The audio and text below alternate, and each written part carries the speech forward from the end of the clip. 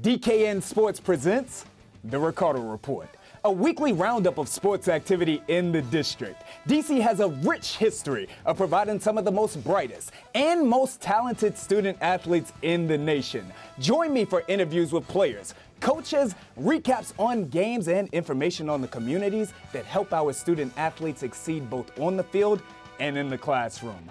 Me and my crew will be right here in the cave weekly.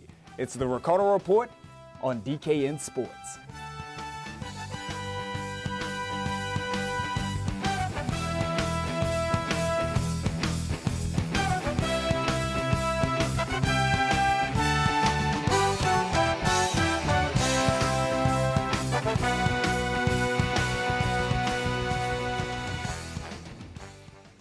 What up, my people, and welcome back to the Ricardo Report, high school sports and hip hop now at DKN Sports. I'm your host, Chad Ricardo, aka the official voice of high school sports. Joining me today, I'm gonna have kid sister Sierra Breeze, my main man Josh E. Laurie. We're gonna have guest Mike Anderson, National Player of the Year Antoine Littleton, and Cesar Chavez point guard Mr. Khalif Tate. Before we get to any of that though, I really want to take a moment. For any of you that have followed the Ricardo Report, what you know is that we have been covering, highlighting, and providing positive exposure to student athletes in the district as well as the entire DMV for some 3+ years. Now we have the opportunity to bring that here to television at DKN. Who else is doing that? I want to take a moment to give a huge shout out and big time thanks to the DKN family. I want to thank the Ricardo Report, both the members that are with us now, as well as those who did not make it this far on the journey. What happened was we had an opportunity to do interviews on National Signing Day, the likes of Grant Donaldson, Tyree Randolph, Michael Salahuddin. That gained so much exposure. There was such a warm welcome to that we were invited back and offered to do our own show here. So again, want to give a huge shout out, whether that's to Mr. Bruce Walker, my main man Maurice, or all of our Ricardo Report employees back at the crib. Thank you all very much. Ladies and gentlemen, welcome to the Ricardo Report.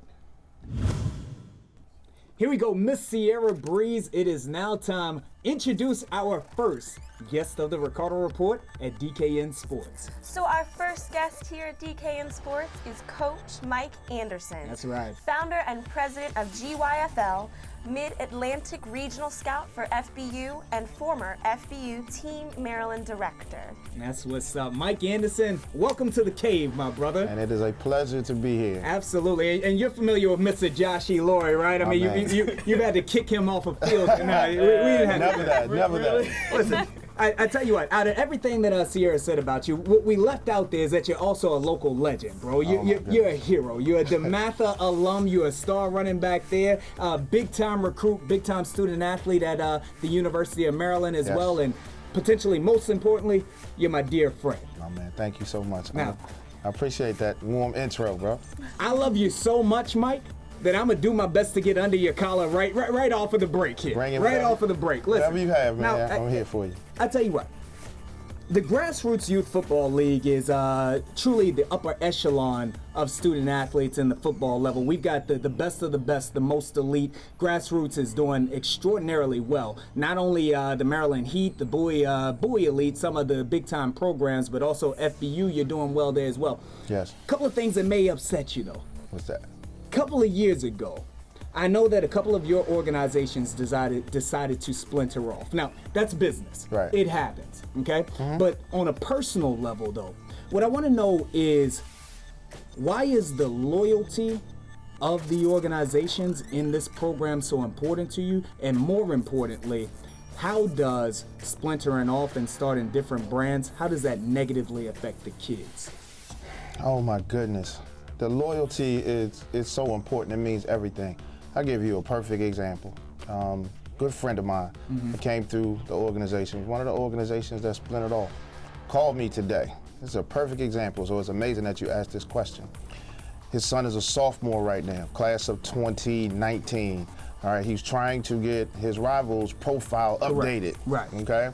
They had an old picture from the 8th grade. I've had rivals and scouting services come and get to know my guys and scout them when they're in the 8th grade. So he had a profile, but he had no way to connect to the contact person at Rivals to get his profile updated. So he reaches out to me, and I'm able to make one phone call. Within 5 minutes, bam, I'm on the phone with the gentleman, Adam Friedman, that controls all of that, gets the kid's profile updated, you know, very, very important to him. Those types of things. That may seem very, very small, you know what I mean? But this is a relationship-oriented business. Correct. And so the contacts, people can start new leagues. I have no issue with anybody starting a new league. That's business. Right. The way that it's done, though, is disappointing when there's no communication because kids end up getting hurt. Absolutely. You know, the reality is people can copy my league, they can try to do the things that we do, but they don't. Every announcer and broadcaster doesn't have the connections that you have.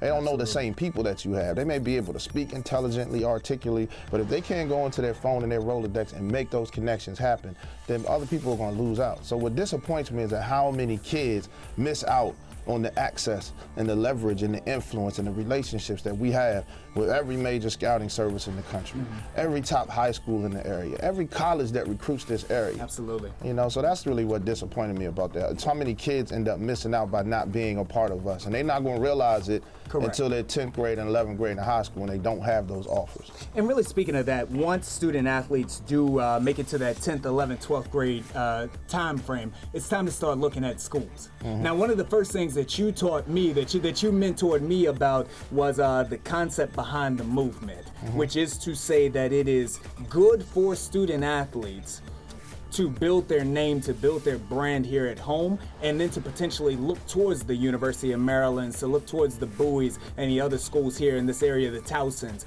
Yes. Why is it, for anyone who has never heard before, why does it benefit, how does it benefit a student athlete to stay home?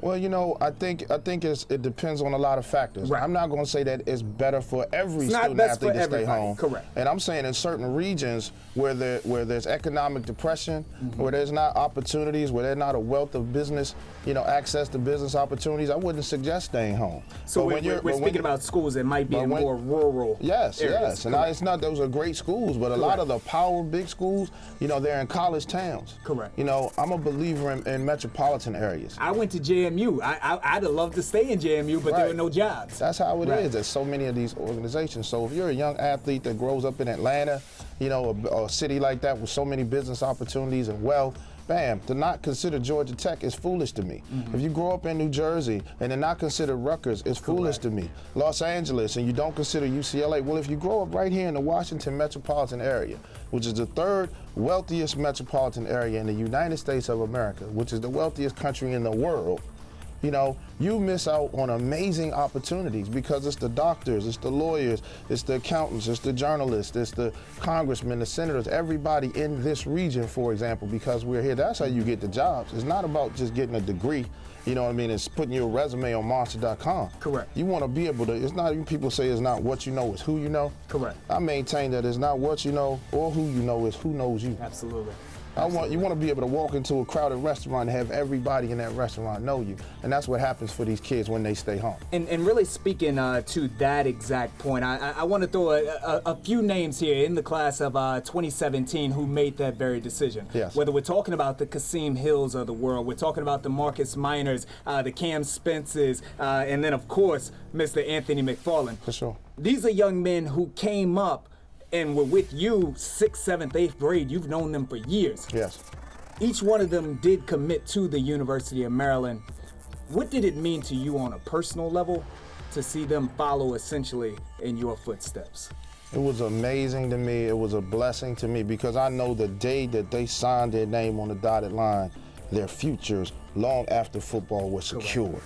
This is not about football for me. Like, I'm not obsessed with football. I'm obsessed with creating opportunities for our young men. Absolutely. So, you know, Cam and Kasim were the first two to actually make the commitment back in April. And I knew that when they did that, every doctor, every lawyer, every journalist, every accountant, everybody in this wealthy area that loves Maryland, that's praying for these kids to stay home, are going to be endeared to those young men and love those young men because they're already branded when they're in high school. Absolutely. They don't have to go to Maryland and win a championship. The fact of them making that commitment meant the doors were open to them that will never, ever be closed. And they ended up offering 9 of our alums, and all 9 of them committed and signed, and all 9 of their futures are secured, Chad. So yes, I feel great about the fact that when they were in the 6th, 7th, and 8th grade, they trusted in this vision enough.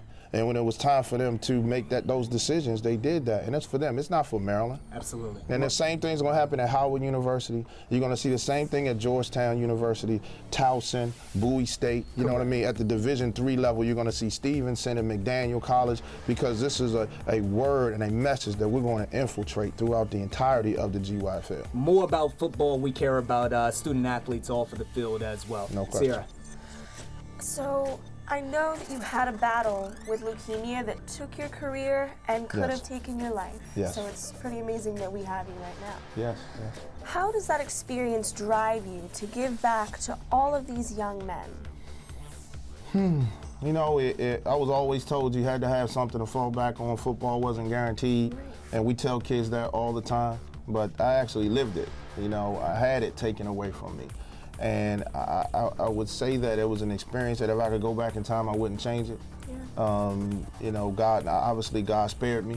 You know, I found out what my purpose was. Exactly. So I have the opportunity now as a 29-year cancer survivor to walk into a hospital room with a 12 and 13-year-old kid that just found out he had leukemia.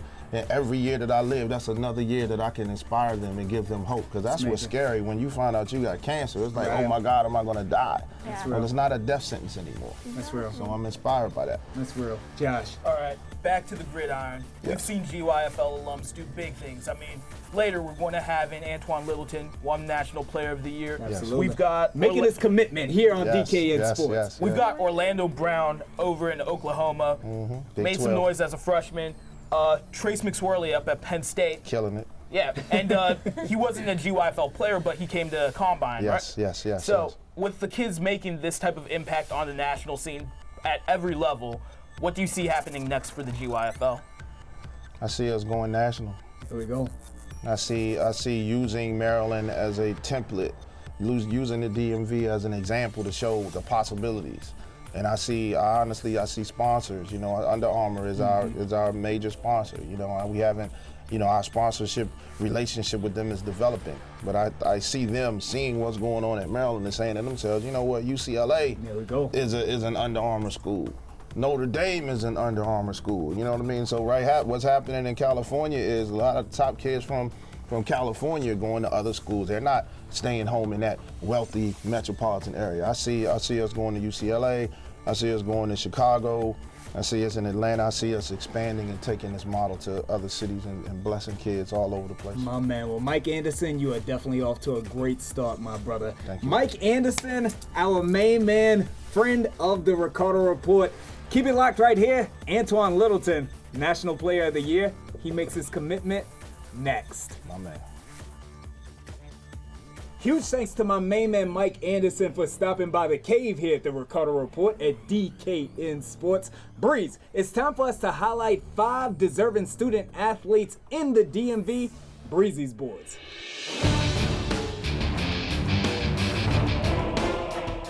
For this week's Breezy's Boys, we're going to start over at St. Albans with Mr. Malcolm Spencer.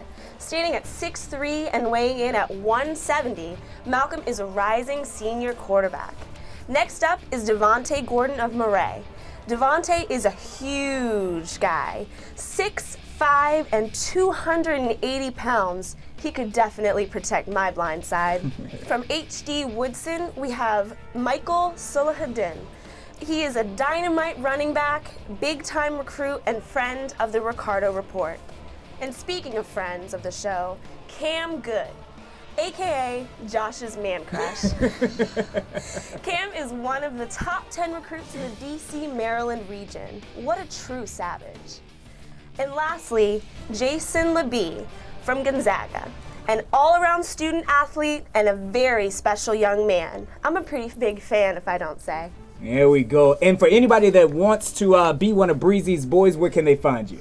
Well, if you want to be included next week, hit me up on my Twitter, SierraMist0612, and we can get you on. I also want to give a huge shout out to our DKN Sports Student Athlete of the Week. That's my main man, Hunter Stewart, class of 2019 hybrid outside linebacker defensive end at Gonzaga College High School. We got to move on, though, because we got a huge, big-time guest in the building right now. Sierra Breeze, I don't even want to get into it. You tell us who we got joining us now. Joining us now is a member of the GYFL Super Squad, Maryland Heat, FBU National Champion, FBU National Player of the Year, Antoine Littleton. Mr. Antoine Littleton. Mr. Littleton, thank you for joining us today, bro. Thank you. All right, look, bro, I'm gonna get you started on an easy one here, okay? All right, so you are a true undisputed champion. National Champion of the Year. You're coming out of this D.C., Maryland, Virginia area, many of your teammates. What I want to know is that you all were able to accomplish some amazing things, some things that a bunch of teens dream of. What will you take most from your experience on the road to the FBU National Championship? The teaching from the coaches, mainly, and using it in my game and during the season. And, yeah. That's what's up, bro. That's what's up. Breezy. I can't even imagine what it must feel like to win the National Player of the Year. That's real. So, what was the first thing that your mom said to you when you won the award?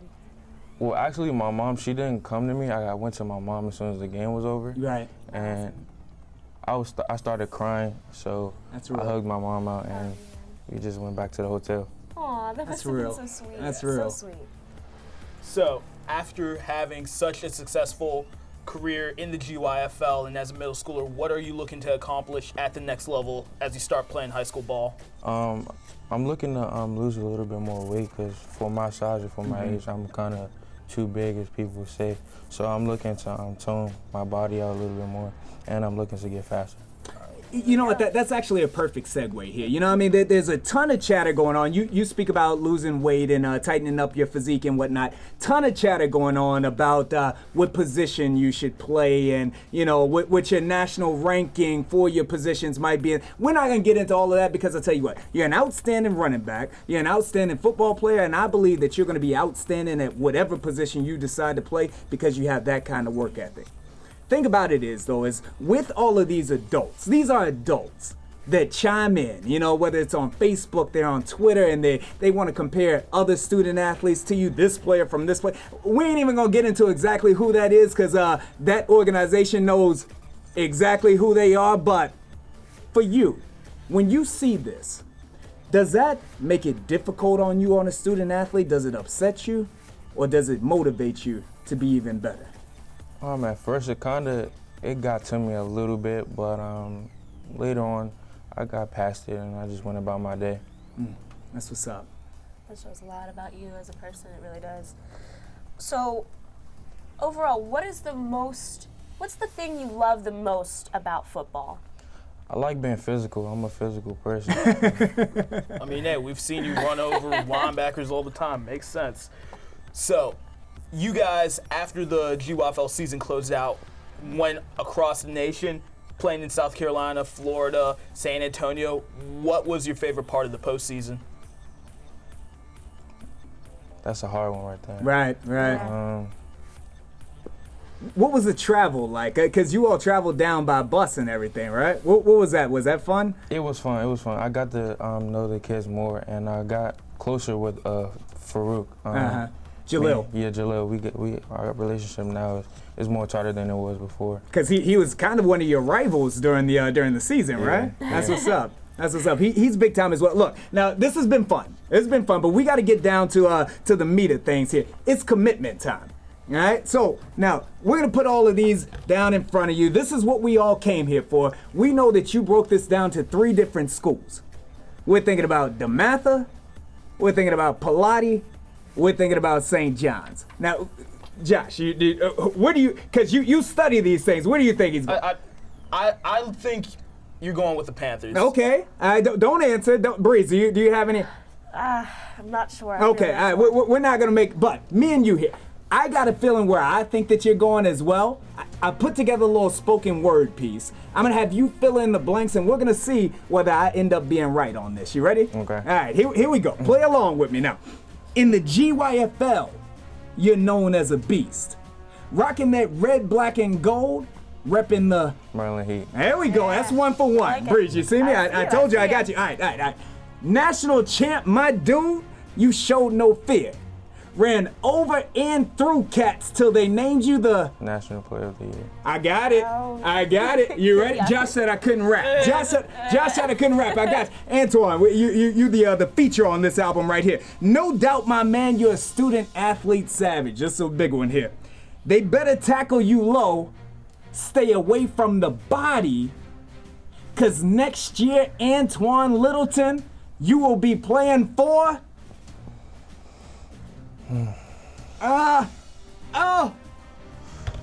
No! Come on. What? Oh! No way. There it is! No way. There it is! St. John's College High School. Antoine Littleton, congratulations. Yes. Look, congratulations to you. Big time congratulations to Coach Kaz. I mean, look, they may actually win that WCAC championship. You already know who I'm picking to win it this season already. He picked you all to win it last year, but we won't get into that right now. Look, why St. John's? You had Pilati, Coach Ian over there, great coach. Obviously, Coach Brooks, championships at DeMatha. Why St. John's? There's been plenty of nights with me and my mom. We've had conversations about where I would be and what's the best fit for me. But first, what we talked about was the education piece and moving on forward into life. And we think that St. John's, we know that St. John's can get me into college and I can have a career out there. There we go. Antoine Littleton, congratulations, brother. One more time, huge round of applause. 8th grade National Player of the Year, attending St. John's. Thank you, bro. Thank you. Josh, I'm going to come to you now. Whether we're talking about the Big Ten tournament or in the NCAAs as a whole, what are your chances of hometown Maryland, University of Maryland, I should say? We had the Maryland Heat on. University of Maryland, what are they going to do this year? Well, it's going to be rough. I mean, losing Checo, it's huge. Thin on the front line. It's going to be all about the guards, Melo, and if the freshmen can play up to their potential.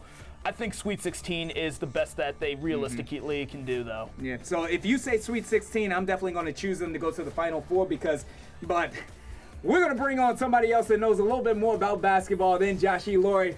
Sierra Breeze, who's coming up next? Up next, we've got Khalif Tate, student athlete from My man. Cesar Chavez, team leader in points per game, led his team to the quarterfinals of the DCSAA tournament. My man Khalif Tate, welcome to the Ricardo Report at DKN Sports. I got to tell you, I got familiar with you towards the end of the season, man. You're definitely one of my favorite student athletes. I'm just sad that you're graduating, bro. Yeah. I'd love to cover you for another year. You brought us Put Chavez gear. some Cesar Chavez. Caesar Chavez gear, man.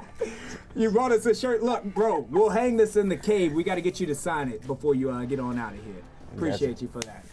Look, I'm going to get you started on this here. You all won the PCSAA. Great season for you as well as your teammates. Of course, this is your senior year. You went to the quarterfinals. You fell to Gonzaga, but they went on to win the title. So there's no shame in that as well.